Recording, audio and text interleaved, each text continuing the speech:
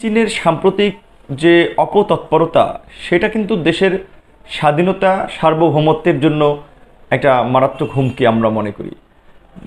এইভাবে প্রকাশ্যে পাহাড়ি অঞ্চলের মতো একটা বলা চলে যে নিরাপত্তা বেষ্টনীর মধ্যে থাকা একটা এলাকা এবং বাংলাদেশের সীমান্তবর্তী বিশেষ করে একটি এলাকা যেখানে দীর্ঘদিন ধরেই ভারতের সহযোগিতায় আমাদের পাহাড়ি অঞ্চলের কিছু বিচ্ছিন্নতাবাদী সন্ত্রাসী জনগোষ্ঠী পার্বত্য চট্টগ্রাম অঞ্চলকে বাংলাদেশ থেকে আলাদা করার জন্য একটা দেশবিরোধী কর্মকাণ্ডে যুক্ত হয়েছে এবং এইটি দীর্ঘদিন ধরে চলছিল, এটি আমরা জানি।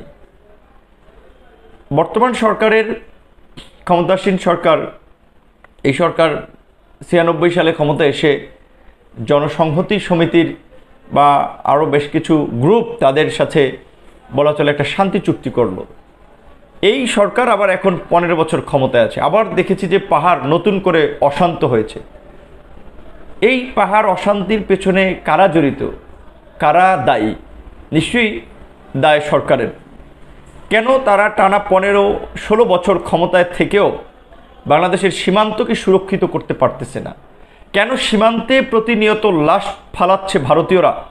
বাংলাদেশের এই নতজানু সরকার, জনবিচ্ছিন্ন সরকার, পরজীবী সরকার একটা প্রতিবাদ করতে পারে না, ভারতকে একটা মেসেজ দিতে পারে না। অথচ এই রকমের নির্বিচারে সীমান্ত হত্যা কিন্তু আগে ঘটে নাই। এই যে কুকিচিন ব্যাংক ডাকাতি করলো, মসজিদ থেকে মানুষকে মারধর করে বের করে দিল, পরপর দুটি ব্যাংকের 3টি শাখায় ডাকাতি করলো, পার্বত্য চট্টগ্রামের যে নিরাপত্তা বেষ্টনী, নিরাপত্তা বিশ্লেষক এবং সামরিক কর্মকর্তারাই বলছেন সেখানে কুকিচিন কিংবা কোনো সশস্ত্র গোষ্ঠী পার্বত্য চট্টগ্রামের কোনো লোকালয়ে আক্রমণ করে ফিরে যাওয়ার কথা না, বাধাহীনভাবে ফিরে যাওয়ার কথা না। তো এই যে কুকিচিন গুলি করে তাণ্ডব সৃষ্টি করে টাকা নিয়ে গেল, পয়সা নিয়ে গেল, ব্যাংক লুট করলো, তারা কেন কোথাও বাধার সম্মুখীন হলো না? আমাদের আইনশৃঙ্খলা বাহিনীকে কি বন্দুক দেওয়া হয়েছে আপনার ললিপপ চুষতে? এটা তো তারা বলেছে। বিএনপি সহ বিরোধী দল আমরা যখন আন্দোলন করি আমরা শুনেছি যে পুলিশের কর্তৃপক্ষের বক্তব্য যে বন্দুক কেন দেওয়া হয়েছে আপনাদেরকে? রাজনৈতিক প্রতিপক্ষকে দমনে, এই আওয়ামী ফ্যাসিবাদ কায়েমে প্রশাসন গণতন্ত্রকামী জনগণের বুকে গুলি ধরতে পারে, তাদের বিরুদ্ধে গুলি ছুটতে পারে। আর এই সন্ত্রাসী বিচ্ছিন্ন জনগোষ্ঠী যারা দেশকে, স্বাধীনতার সার্বভৌমত্বকে হুমকিতে ফেলেছে, যারা পার্শ্ববর্তী দেশ থেকে ট্রেনিং নিয়ে বাংলাদেশে একটা নৈরাজ্য সৃষ্টি করতে চায়, তাদেরকে কিছু করতে পারে না। সেই মুরুদ আমাদের আইন শৃঙ্খলা বাহিনীর আমরা দেখি না। আমাদের গোয়েন্দা সংস্থাগুলো, বিরোধী দলের নেতারা বইয়ের সাথে কি আলাপ করে, বেডরুমে কি আলাপ করে, সেই বিষয়ে তারা কল রেকর্ডিং করা নিয়ে তৎপর। বিরোধী দলের গণতান্ত্রিক আন্দোলন সংগ্রাম কীভাবে নস্যাৎ করা যায় সেই বিষয় নিয়ে তৎপর। ব্যাংক লুটেরাদেরকে কীভাবে রক্ষা করা যায় সেই বিষয়ে তৎপর। দ্রব্যমূল্যের ঊর্ধ্বগতি, বাজার সিন্ডিকেট যারা নিয়ন্ত্রণ করে তাদেরকে কিভাবে সেভ করা যায় সেই বিষয়ে তৎপর। আওয়ামী লীগের নির্বাচনী ফান্ড কিভাবে কোন কোন ব্যবসায়ী গোষ্ঠীকে জিম্মি করে টাকা পয়সা নিয়ে নেওয়া যায় সেই বিষয়ে তারা তৎপর। হেড অফিসে ডেকে কথা বলে। অথচ পার্বত্য চট্টগ্রামে এই যে ভয়ঙ্কর ঘটনা ঘটে যাচ্ছে এইটা নিয়ে তারা জানছে না। তো এই গোয়েন্দা সংস্থা দিয়ে আমরা কি করব? তাদেরকে মুড়ি খাওয়ার জন্য গোয়েন্দা সংস্থা তাদেরকে অ্যাপয়েন্টেড করা হয়েছে, নাকি মুড়ি খাওয়া গোয়েন্দা সংস্থা আমাদের সরকার বানাচ্ছে? এইটা আমাদের জন্য অত্যন্ত উদ্বেগের।